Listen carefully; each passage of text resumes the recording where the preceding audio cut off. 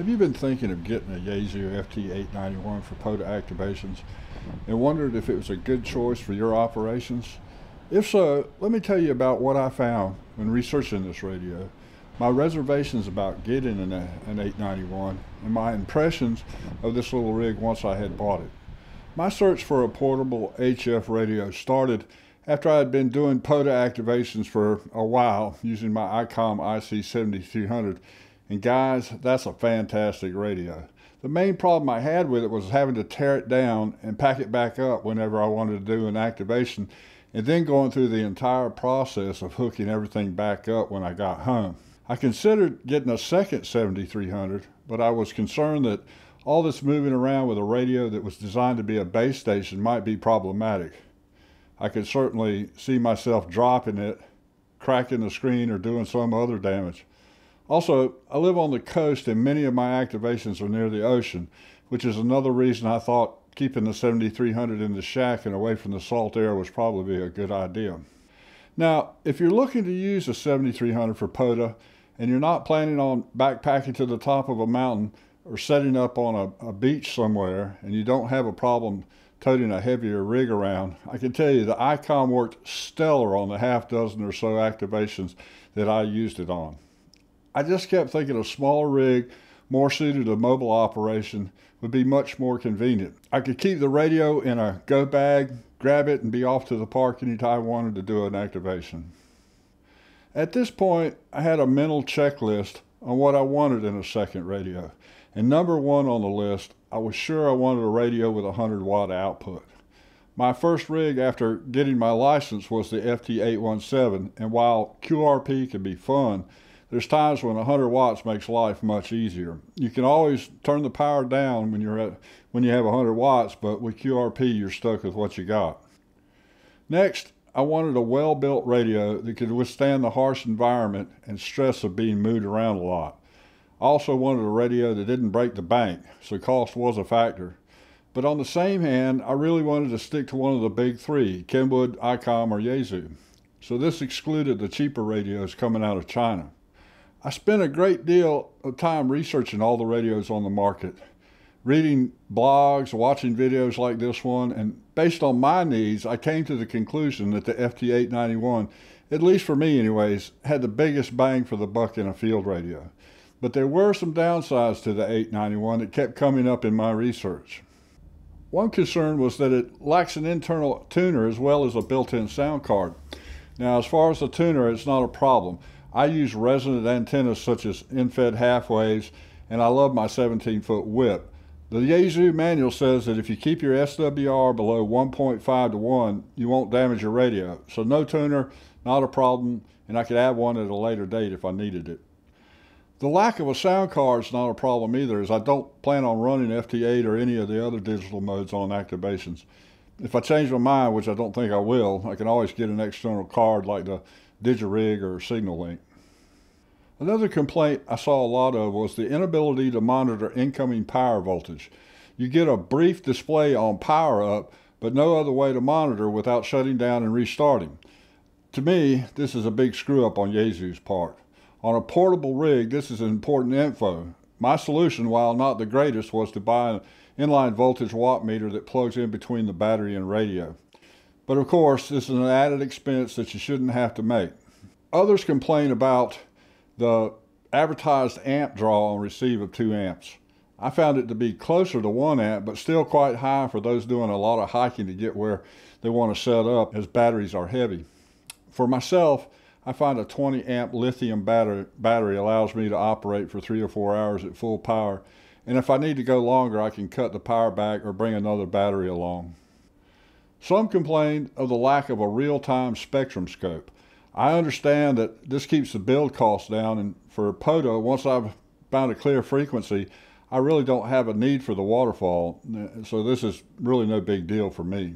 Now here's a big complaint I saw a lot of. Users don't like the menu system. Some settings require a deep dive into the menu to make changes. Now this is the trade-off for having a small form factor without all the buttons and dials of a base station. I found that after working with the radio for a day or so, the menu system is not so bad, and now Keep in mind, I'm a photographer that uses digital cameras with those type menu systems. One thing I did to help me was to create a cheat sheet on the menus, and I've left a copy of it in the description for those of you that might want to take a look. For the most part, once you've set up your items in the menu, you won't be making a lot of changes. To see what I'm talking about, let's take a look at the radio and do some navigating around this menu system, and we'll see what it's like. Okay, let's take a look at the dials and buttons on the control panel of the FT-891. First, we have the power and lock button on top over the dial, the main dial. Pressing and holding the button down will power on the radio. And notice down in the right-hand corner of the LCD, when it first comes on, you get an indication of the incoming power voltage. Unfortunately, this is only time it's displayed, and it's just done briefly.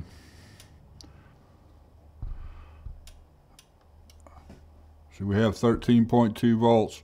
And then it's gone, and you don't see it again until you turn the transceiver off and back on again. I've installed an inline meter with the power cord between the battery and the radio to deal with this shortcoming. Here we have the main dial that's used to change the frequency you're operating on. A short press on the power button locks the main dial, and you see the lock indication. I always do this once I've selected a frequency to run on. That way I don't accidentally bump the VFO off frequency. Below the main dial, there's a lever you can adjust to increase or decrease the drag of the knob, of the dial rather. On the top left side of the rig is the RF SQL knob on the outer dial. This controls the background noise and system gain. It can also be set to control squelch by selecting SQL in the main menu. On the inner knob is the AF gain, which controls the audio level of the speakers. Below that we have the multifunction knob. It can be used to adjust VFO-A in 500 kilohertz steps. It adjusts the operating frequency on VFO-B as well as the functions of the A, B, C, and CLA-R buttons down here. It's used to select memory channels, switches functions on and off, and to change settings when in menu mode. Then across the bottom we have the F key, which is used to cycle through the function menus. A short press brings up function menu 1. There's function settings 1. And we have T and R for the tuner controls, VOX, which is voice operated transmissions. PRC is the speech processor. MON is the monitor feature that lets you hear yourself when using headphones. SPL enables split frequency operation. IPO activates the preamp. ATT turns on the attenuator. NAR enables the low deviation mode or narrow filter width. NB activates the IF noise blanker used to reduce ignition noise or engine noise on your vehicle. SFT is used to reduce interfering signals.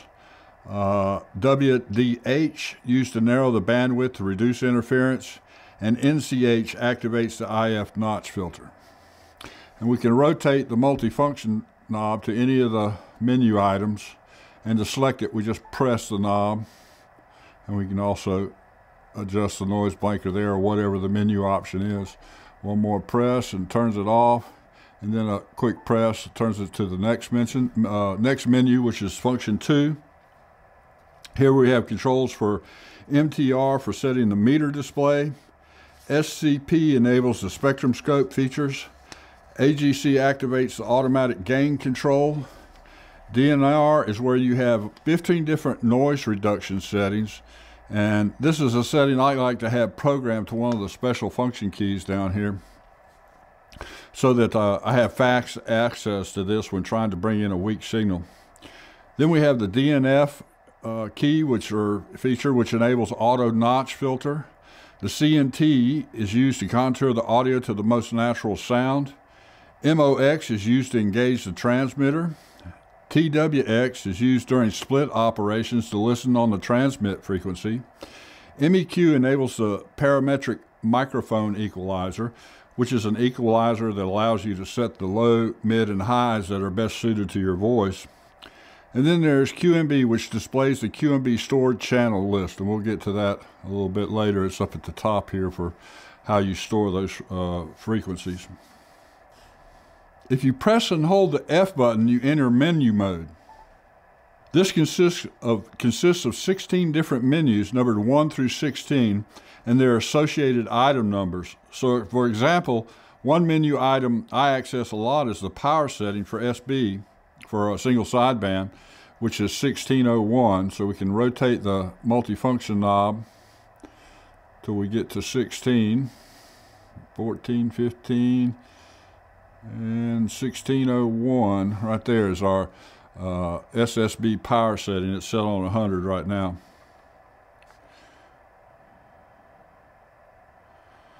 I'm not going to go into detail on all the available items, but I'll scroll a list that you can pause if you want to see more. One thing to note is when you go back into the menu mode, let's get out of here.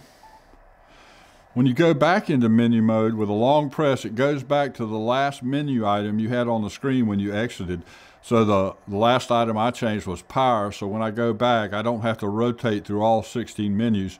It will automatically display 16-01, which is the power setting. And there it is. Keep in mind that most of the items in menu mode are set and forget. When activating, I normally don't go into the menu mode except when I want to change power setting. So I don't find the menu system to be as bad as others talk about. But as they say, your mileage may vary. Now on the bottom side, we have the CLAR button. It's not something I use for POTA, but it allows you to follow a drifting station or for setting a frequency offset when a station is working split. In the middle on the bottom, we have the special function keys or programmable keys A, B, and C. The A button in default sets to, let's get back to the main menu. The A button defaults to SFT or the IF shift function. The B default is for scope. Now I use this during an activation to find an open frequency when I first set up. When you press this button, a submenu comes up that allows you to change the display bandwidth, do another scan of the spectrum scope as the waterfall is not continuous, and there's also a key to change the different levels. It's like a zoom feature for zooming in on the scope. I don't have an antenna hooked up, so we don't see anything on the scope right at the moment. And then there's the C button that defaults to noise blanker. Let's get back here. Noise blanker, which is to reduce ignition noise. Another item that's not needed unless you're running mobile. Okay, we're about done. We only have a few buttons on the top of the rig to go over. First being the fast button right here. And this just changes the step rate. Oh, we got the VFO locked. So if we unlock this changes the step rate from fast to slower. Then there's the band button that's obviously used to change bands. And it'll revert back to the main screen after a second or so. Once you've chosen the band that you want to use, it'll revert back to this main screen. Next is the AB button, which changes the memory channel data of VFO-A and VFO-B, which is something I don't use for POTA. Moving to the left are several buttons that are used to manipulate and store data in the memory channels, none of which I use during my POTA activations. They'd be helpful if you're using the rig as a base station and you want to store frequencies for nets or other frequently used frequencies. But again, I don't find these buttons useful for my POTA activations. And lastly, on the front, we have a transmit receive light that glows green on receive and red on transmit and blue when zeroing in CW mode. Now that's pretty much an overview of the controls and menus of the FT-891. And as I've said before, after reading the manual and playing with the radio for a few hours, I was quite comfortable navigating through the menus. And of course, be sure to print out the cheat sheet I created just in case you get lost and need to deep dive into the menus. There's a link in the description for this. Some other things I found that make this a great radio are the dual fans that keep the unit cool even on those hot summer days when you're sitting at a picnic table. I like the voice keyer for setting transmit messages so you don't wear your voice out calling CQ POTA. You can't beat the small form factor for times when you want to pack the radio up into a backpack for your SOTA activation and plan on hiking to a summit somewhere. The radio has great receive and sound quality and IF digital signal processing, filtering, digital noise reduction, notch filter, and you can really dial out the noise to bring those weak signals in. The LCD display is easily seen outdoors and can be adjusted for contrast and brightness. I really like the fact you can feel the build quality of this rig, which is a surprise as it's with its affordable price. And on top of that, Yaesu gives you a 3-year warranty, which makes me feel like I've got a rugged radio there. And lastly, from what I've seen, the radio has a good resale value if you ever want to get rid of it. So all in all, I'm happy with my FT-891 and plan to do many activations with this radio. If you've been thinking of getting one, I say do it. I don't think you'll be disappointed. I hope you enjoyed this video, and if so, let me know your likes and dislikes on the 891, but be sure to leave a thumbs up and subscribe so that you're notified when new videos come out. Thanks for watching. Have a great day.